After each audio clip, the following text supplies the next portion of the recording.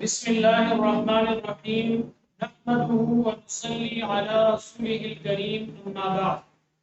نجات T V on line کے ناظرین کے لیے اسلامک بیان سیریز میں آج کا جو ہمارا ویڈیو کلپ ہے یہ قربانی کے حوالے سے ہے، تو آئیے چلتے ہیں اپنے موضوع کی طرف۔ قربانی کے حوالے سے آج کی ملاقات میں چند ضروری گزارشات عرض کرنی ہے۔ سب سے پہلا سوال قربانی کے حوالے سے یہ ہے کہ قربانی کیا ہے، قربانی کی حقیقت کیا ہے۔ قرآن مجید میں اللہ تعالیٰ ارشاد فرماتے ہیں فَصَلِّ لِرَبِّكَ وَانْحَرْ، اپنے رب کے لیے نماز پڑھیے اور قربانی کیجیے۔ یہ قرآن مجید میں قربانی کا اللہ رب العزت کی طرف سے حکم ہے۔ صحابہ کرام نے نبی اکرم صلی اللہ علیہ وسلم سے دریافت فرمایا، اے اللہ کے نبی یہ قربانی کیا چیز ہے؟ آپ صلی اللہ علیہ وسلم نے فرمایا سنت ابیکم ابراہیم، یہ تمہارے باپ ابراہیم کی سنت اور طریقہ ہے۔ قرآن مجید سے پوچھتے ہیں ابراہیم علیہ السلام کا طریقہ کیا ہے؟ ابراہیم علیہ السلام کو اللہ رب العزت نے بڑی عمر میں بیٹے کی نعمت سے نوازا، جن کا نام حضرت اسماعیل علیہ السلام کے نام سے جانتے ہیں۔ وہ بیٹا جب باپ کے ساتھ انگلی پکڑ کر چلنے کے قابل ہوتا ہے تو اللہ کی طرف سے ابراہیم کو حکم ملتا ہے، اے میرے خلیل اپنے بیٹے کو میری محبت کے لیے میرے حکم پر ذبح کیجیے۔ چنانچہ ابراہیم علیہ السلام اپنے بیٹے کو لے کر منا کی وادی میں پہنچتے ہیں، اپنے بیٹے کو زمین پر لٹاتے ہیں اور چھری چلاتے ہیں۔ چنانچہ ابراہیم علیہ السلام تو ذبح کرنے پر راضی ہیں، آپ کا بیٹا تو ذبح ہونے کے لیے راضی ہے، لیکن اللہ کو کچھ اور ہی پسند تھا، اللہ کی مرضی کچھ اور ہی تھی۔ اللہ نے ابراہیم علیہ السلام کے بیٹے کے بدلے میں جنت کی قربانی عطا فرمائی، اور اس طرح اللہ کو یہ عطا اتنی پسند آئی کہ قیامت تک کے مسلمانوں کے لیے ابراہیم علیہ السلام کا طریقہ اس قربانی کو قرار دیا۔ چنانچہ اسی طریقے کو آپ صلی اللہ علیہ وسلم نے آگے بڑھایا، اور ہجرت مدینہ کے بعد آپ صلی اللہ علیہ وسلم ہر سال قربانی فرمایا کرتے تھے۔ قربانی کے متعلق یہ تاریخ مختصر سی، اور قربانی کے تصور کے بعد اب ہم آگے بڑھتے ہیں، اور دوسرا سوال ہمارے پاس یہ ہے کہ قربانی کس شخص پر واجب ہے، کس کو قربانی کرنا ضروری ہے۔ چنانچہ اس کے لیے قربانی اس شخص پر واجب ہے جو صاحب نصاب ہو۔ اب صاحب نصاب کسے کہتے ہیں؟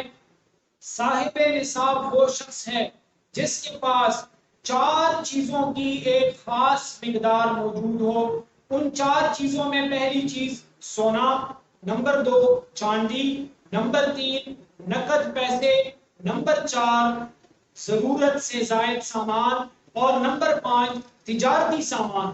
یہ 5 اشیاء وہ ہیں جن کی ایک خاص مقدار ہو تو پھر اس شخص پر قربانی واجب ہوتی ہے۔ چنانچہ پہلی چیز سونے کو دیکھتے ہیں۔ اگر کسی شخص کے پاس اس کی ملکیت میں صرف سونا ہے جس کے ساتھ چاندی، نقد رقم، ضرورت سے زائد سامان اور تجارتی سامان نہ ہو، صرف سونا ہو، تو اس کی مقدار کو ہم دیکھیں گے۔ اگر 7.5 تولے سونا ہے تو اس پر قربانی واجب ہوگی، اگر اس سے کم ہوگا تو اس پر قربانی واجب نہیں ہوگی۔ دوسری چیز ہے ہمارے پاس چاندی۔ چاندی اگر خالص صرف چاندی ہو، اس کے ساتھ بقایا 4 اشیاء میں سے کوئی چیز نہ ہو، تو پھر چاندی کی مقدار کو دیکھیں گے۔ اگر 52.5 تولے چاندی ہوگی تو قربانی واجب ہوگی، اگر 52.5 تولے سے چاندی کم ہوگی تو اس پر قربانی واجب نہیں ہوگی۔ تیسری چیز ہے ہمارے پاس نقد رقم، یا جس کو ہم روپیہ پیسہ کہتے ہیں۔ روپیہ پیسے کی مقدار ہم دیکھیں گے، اگر اس کی مالیت 52.5 تولے چاندی کی مالیت کے برابر ہو تو اس شخص پر قربانی واجب ہوگی، اگر اس سے کم ہو تو اس پر قربانی واجب نہیں ہوگی۔ چوتھی چیز ہے ضرورت سے زائد سامان۔ ایسا سامان جو ہمارے پاس موجود ہے، ہماری ملکیت میں ہے، لیکن سال ہر سال ہم اسے استعمال نہیں کرتے، ہماری ضرورت سے زائد ہے، چاہے وہ لباس ہے، چاہے وہ گھر کا ضروری سامان ہے ضرورت سے زائد، تو وہ اگر اس کی مالیت بھی 52.5 تولے چاندی کے برابر ہوگی تو اس پر قربانی واجب ہو جائے گی۔ اور پانچویں چیز ہے تجارتی سامان۔ تجارتی سامان ہر اس چیز کو کہتے ہیں جس کو آپ نے بیچنے کی نیت سے خریدا ہو، چاہے وہ گاڑی ہو، چاہے وہ مکان ہو، چاہے وہ پلاٹ ہو، یا کوئی اور چیز ہو جس کو ہم نے اس نیت سے خریدا کہ ہم اس کو بیچ کر منافع کمائیں گے، اسے تجارتی سامان کہتے ہیں۔ اگر تجارتی سامان کی مالیت بھی اتنی ہوگی اس مقدار میں تو اس پر قربانی واجب ہوگی۔ ناظرین، یہ ہے ان 5 چیزوں کا الگ الگ حکم۔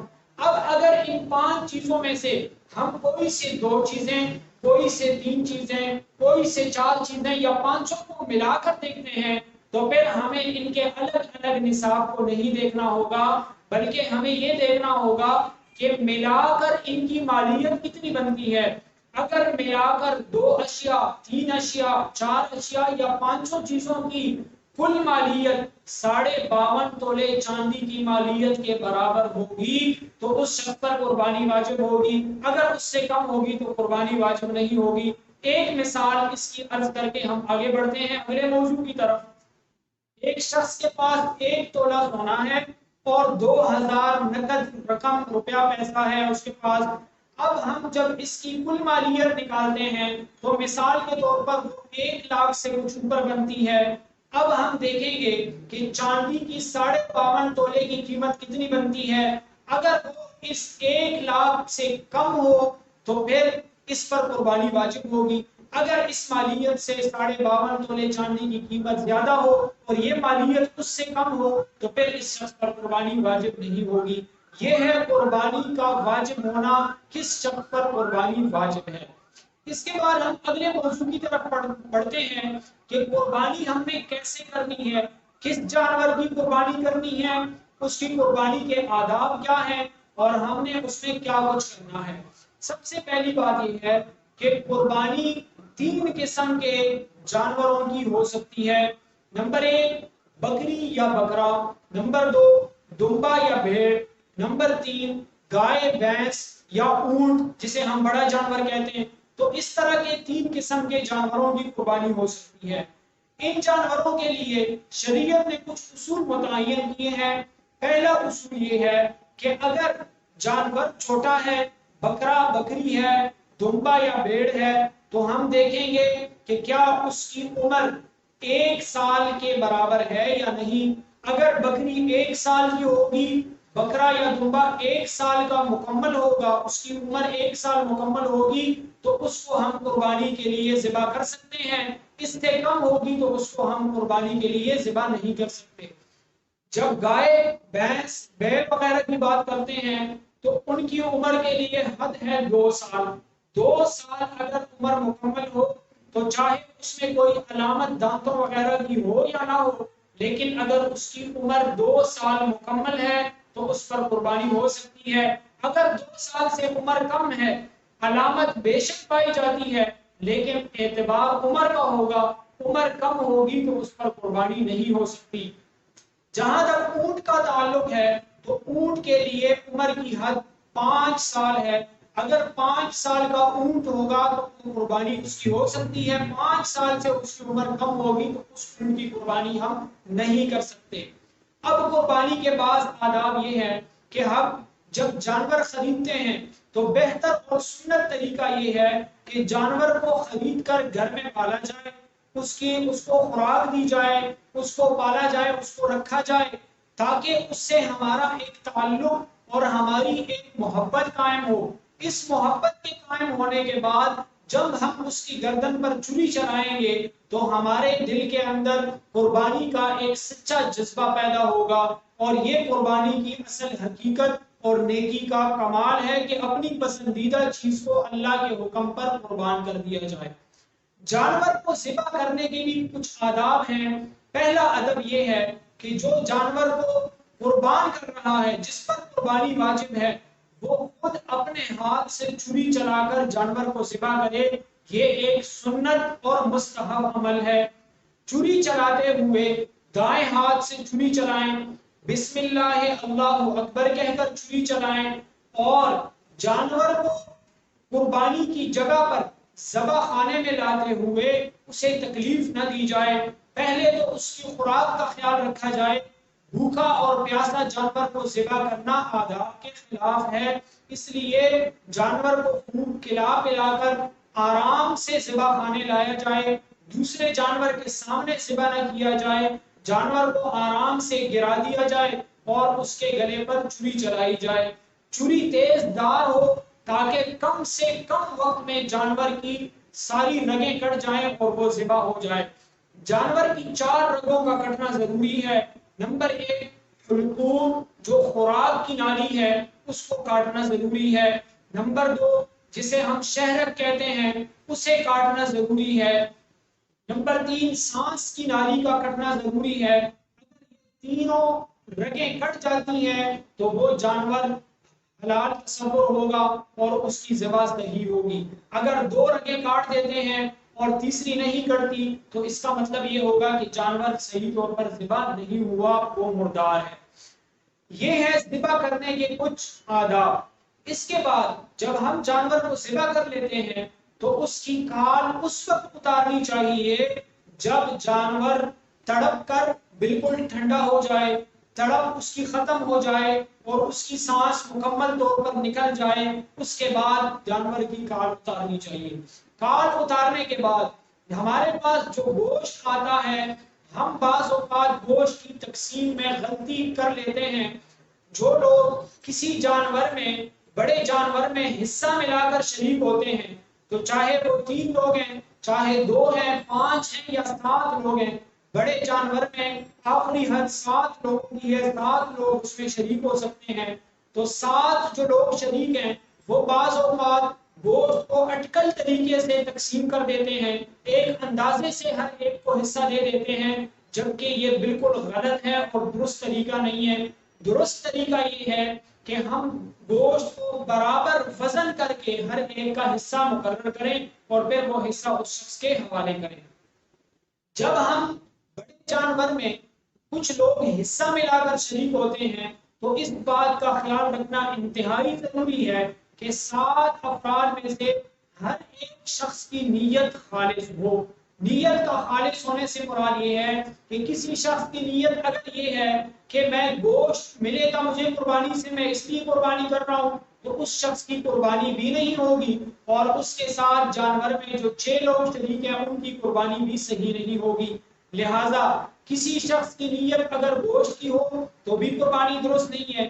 کسی شخص کی نیت اگر شرم اور عار کی محسوس کرنے کی ہو، مثال کے طور پر ایک شخص ہے ہر سال قربانی دیتا ہے، لیکن اس سال اس پر قربانی واجب نہیں، لیکن وہ صرف اس لیے قربانی کر رہا ہے کہ قربانی نہیں کروں گا تو لوگ غریب تصور کریں گے، شرم محسوس کروں گا، ایسے شخص کی نیت بھی خالص نہیں ہے، اس کی اپنی قربانی بھی نہیں ہوگی اور ساتھ میں شامل حصہ داروں کی قربانی بھی صحیح نہیں ہوگی۔ لہذا قربانی کے لیے صرف اور صرف ایک ہی نیت ہو، اور وہ یہ ہو کہ میرے اللہ کا حکم ہے اور اللہ کی رضا کی خاطر میں اس جانور کو قربان کر رہا ہوں۔ یہ ہے قربانی کے ذبح کرنے اور گوشت کی تقسیم کرنے کے حوالے سے چند ضروری آداب۔ اب ہم آتے ہیں کہ قربانی کے جانور کی جو کھال ہوتی ہے اس کا کیا حکم ہے، وہ ہمیں کس کو دینی ہے، اس کا کیا کرنا ہے۔ جانور کی جو قربانی کے جانور کی کھال ہے اسے اگر آپ اپنے استعمال میں لانا چاہیں تو آپ اسے استعمال کر سکتے ہیں، لیکن اس استعمال کرنے میں آپ اس کھال کو استعمال کریں گے، اسے فروخت کر کے اس کی قیمت آپ نہیں لے سکتے۔